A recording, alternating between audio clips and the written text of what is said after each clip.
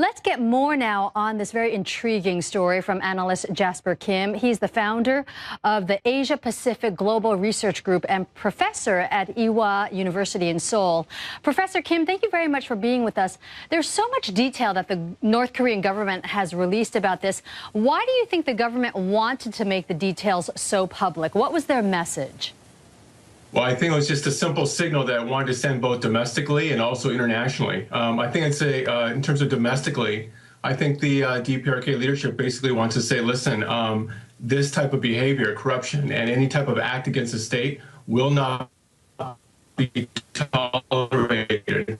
And if it is done, then you'll suffer the ultimate consequence. And in terms of a signal to the international community, I think basically it's showing a signal that Kim Jong-un is very strong. He's has a power and he's willing to use it.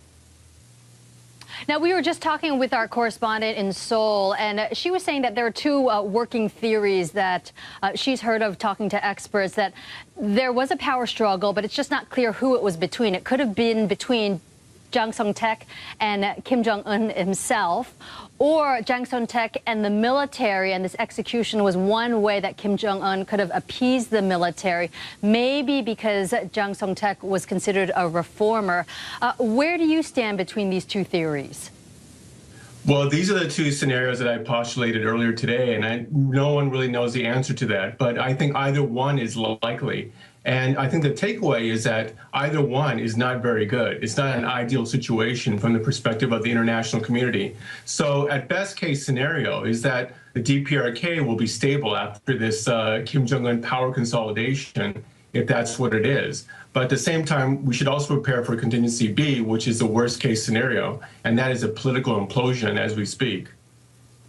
Let's look at the family tree here, because Jang Song-taek's wife is Kim Jong-un's aunt. She's the sister of Kim Jong-il. So what does this public execution and this purge mean for her and also other relatives who are in the government?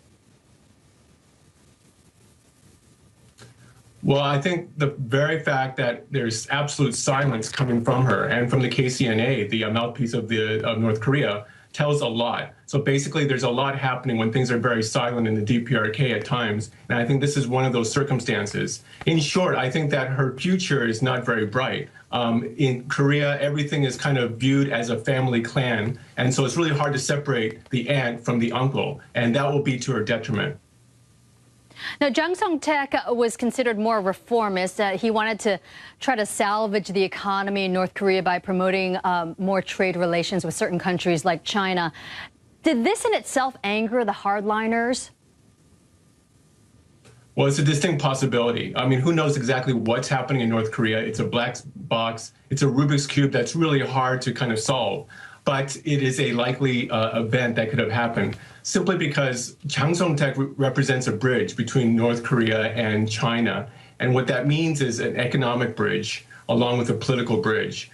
Now, when you push too far with economic reforms, that can be viewed as sort of a net loss to the military. And the military in North Korea is a very tangible and powerful faction. And I think that Jang Song-taek might have met the repercussion of that. Some very interesting points you're making. Jasper, thank you very much. That's Professor Jasper Kim joining us via Skype from South Korea.